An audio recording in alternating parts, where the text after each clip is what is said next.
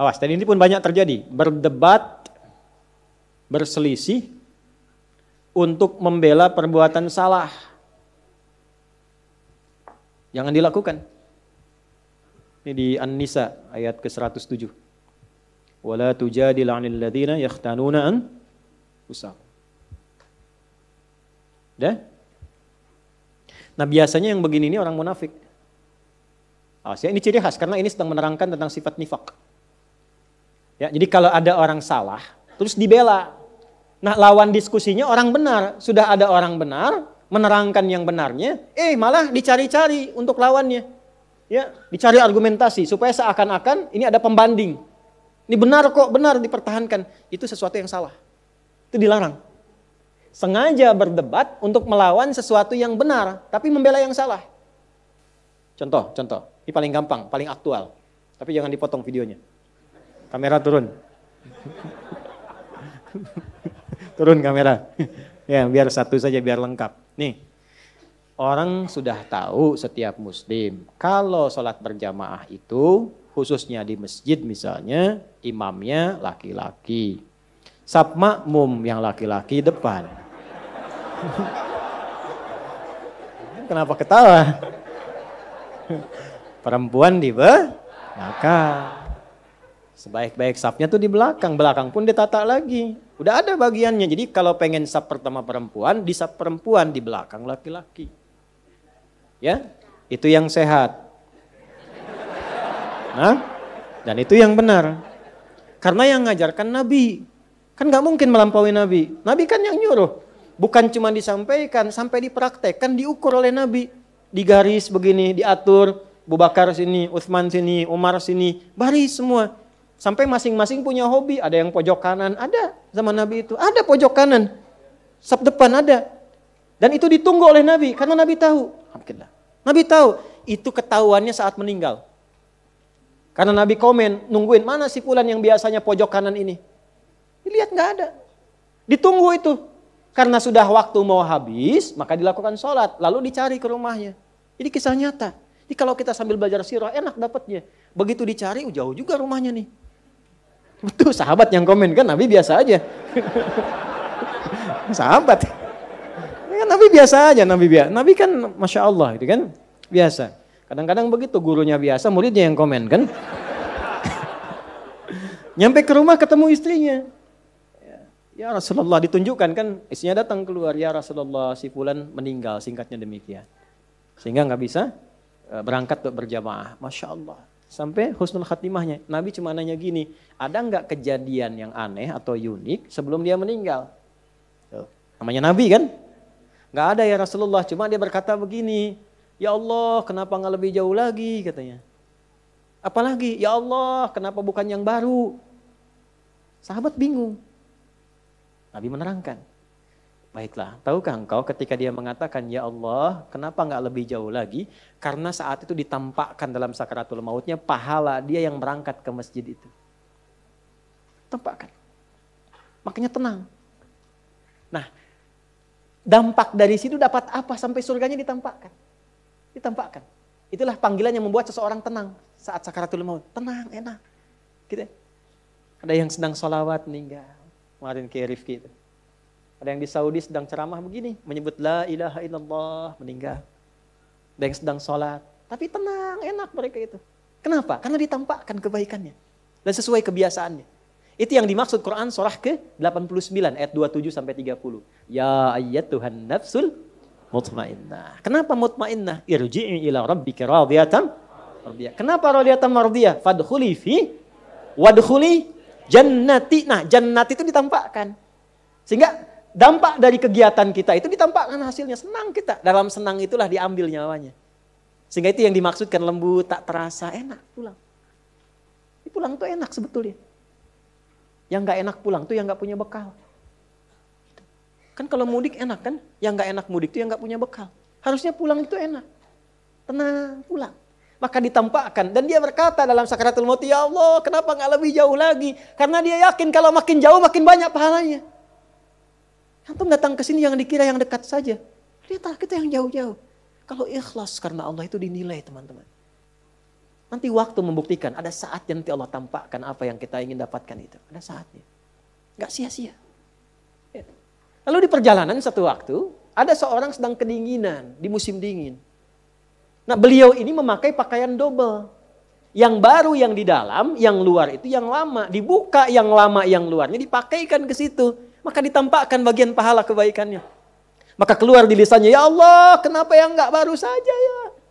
Menyesali dirinya, padahal menyesal dalam kebaikan. Kenapa yang enggak yang baru saja? Keluar itu. Maka itu tanda dari husnul khatimah.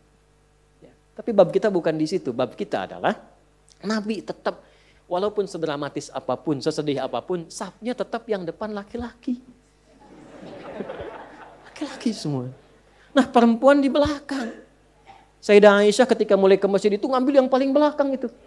Ya, sehingga beliau pun melihat kami itu kalau udah selesai segera pulang lagi.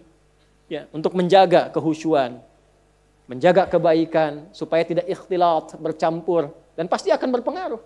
Makanya di awal-awal waktu saat baru-baru masuk Islam, saat ada perintah sholat, itu perempuan dilarang ya mendekat kepada laki-laki yang sedang sholat, apalagi lewat depan. Bisa dianggap batal. Kenapa? Karena sedang melatih syahwat di awal-awal masuk Islam. Ya, saking dipisahkannya supaya baik. Dan jangan dikira kalau ke belakang itu menunjukkan status perempuan rendah. Tidak, jangan ngarang sendiri. Tidak, bukan itu maksudnya. Ayo rekam tuh. Jangan dipotong ya. Justru ketika mematuhi Allah tinggi statusnya. Jadi yang dilihat itu bukan safnya, kepatuhannya terhadap Allah dan Rasulnya. Begitu patuh status naik. Nah patuh itu feedbacknya apa untuk kebaikannya. Supaya ini khusyuk, sana khusyuk, nilainya sama. Justru kalau ibu maju ke sini maksa, nilainya jadi salah. Yang tadi benar, jadi begitu maju safnya, ya bahkan bersandingan, nih laki-laki, ini perempuan, laki-laki, perempuan. Imam laki-laki, kadang perempuan, laki-laki, perempuan. So, kan? Ganti-ganti, jadi nggak jelas. Akhirnya apa yang terjadi? Satu menyalahi aturan. Yang kedua menyalahi hikmah. Kalau sudah menyalahi aturan dan hikmah, pasti kontroversi. Kalau sudah kontroversi pasti ada perdebatan. Kalau sudah ada perdebatan tinggal dilihat masuk babnya mana. Nah biasanya kalau sudah salah Allah kirim orang baik untuk meluruskan dengan cara yang baik. Ini berdasarkan ketentuan Nabi. Sepanjang kita muslim maka ini aturan bagi orang Islam. Safnya begini, ininya begini. Tiba-tiba nggak ada angin, nggak ada hujan, nggak ada petir. Datang lagi sosok lain membela misalnya. Ini demi kesetaraan. Ada bab lain. Bab dari mana Johan?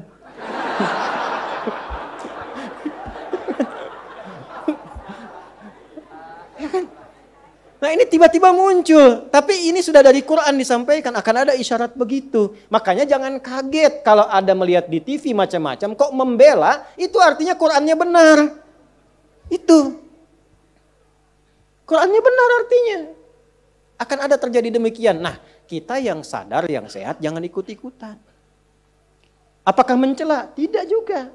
Kalau ada yang demikian minimal kita doakan. Kalau punya kemampuan diluruskan sesuai dengan kewenangan yang Allah tetapkan. Ulama luruskan dengan ilmu. Ya, yang berwenang pemerintah tertibkan dengan aturan. Sehingga semua kompak menjaga kedamaian. Tapi tidak ada bab celaan, tidak ada bab hinaan. Itulah indahnya Islam. Ngajinya tuntaskan. Turun An-Nisa ayat 140. Itu kan akumulasinya.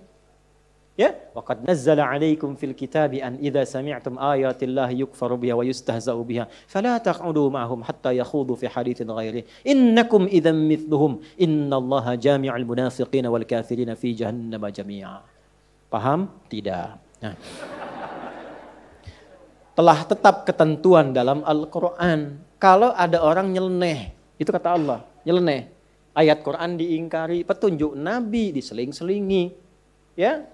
Bahkan sengaja, kadang-kadang menjadi olok-olok. Merasa benar mengolok-olok. Kalau terjadi yang demikian, jangan lakukan hal yang sama, kata Allah. Hindari, pertama jauhi. Jadi kalau ada tempat yang kurang sesuai, kontroversi, dilihat ternyata menyimpang, ya sudah jangan diikuti, jangan daftar, jangan masuk, jauhi dulu. Setelah itu apa? Ya, bahasa Qurannya indah, supaya kamu nggak terpengaruh. Dan kalaupun ada perdebatan yang seperti tadi, tinggalkan, jangan disimak. Dengar yang baik-baiknya, yang kontranya itu nggak usah disimak, buang-buang waktu. Akhirnya apa? Bikin sebal, malah keluarlah kata-kata yang kotor. Keluar itu. Apa kata Qurannya? Innakum idzam mithluhum. Kalau Anda juga mencela, ya sama aja Anda dengan mereka. Sama-sama tercela. Dan Islam tidak mengajarkan itu. Kita itu risalahnya kebaikan. Sekalipun mau lurus, dengan meluruskan dengan cara yang baik. Bukan dengan celaan. Seburuk-buruknya orang, kalau masih hidup tuh punya peluang untuk jadi baik. Allah memberi peluang, kenapa Anda yang bukan Tuhan menghambatnya? Maka minimal kita doakan. Minta kebaikan. Siapa tahu kan orang tumbuh itu dari lahir, dari tumbuh, sudah mendapati informasi itu. Ya kan? Yang bisa merubah itu doa kita, mohon kepada Allah. Allah yang berwenang untuk merubahnya. Jelas? Nah, adapun orang ini yang sengaja untuk berdebat, sengaja mempertahankan, kalau dia tidak tobat, maka dikelompokkan oleh Al-Quran ke dalam golongan munafik. Jadi orang munafik itu ciri khasnya senang-senang mendebat yang benar-benar.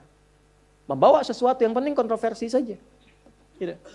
Kalau dia mengaku muslim, maka yang seperti itu pun kita hindari. Jelas sampai sini? Jadi nggak usah repot-repot direspon. Respon lagi, sehingga banyak status jadi nggak berkembang. Ujungnya apa? Cuman perdebatan, nggak ada isinya. Paham?